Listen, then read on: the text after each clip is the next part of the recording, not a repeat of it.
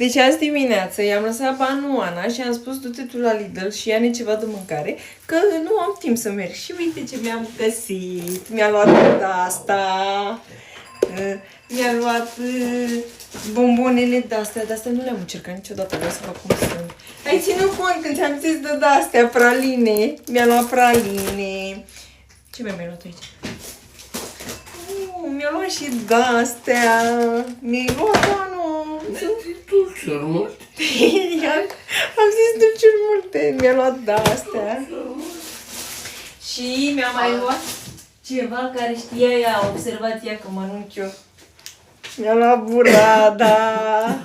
Păi n-ai cum, frate, așa da, vii acasă, găsești mâncărică. Ea știe că eu beau suc de portocale noaptea.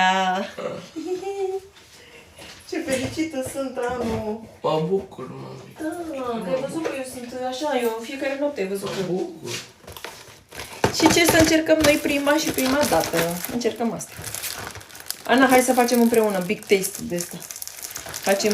Am mâncat asta, că îmi place salam de salviana. Și a lăsat țipa gol. A lăsat țipa gol.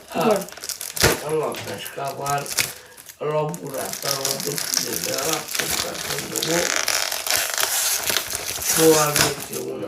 Ana, tu în timpul zilei poți să vii la restaurant să ții mâncare de acolo, să vii să mănânci. Mâine, da? Da. Hai, vino să încercăm amândouă de asta.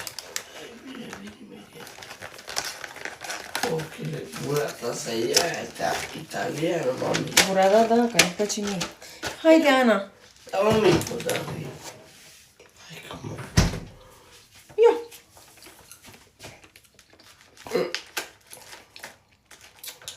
Poți? Da, pot. Mulțumesc. Cu dracu. Aoleu. Aveți mai multe dulciuri. Mai multe dulciuri. Da, eu i-am zis mai multe dulciuri. Da. Poftim, Ana, mai vrei? Ia, mână. Rafaelo. Care e Rafael?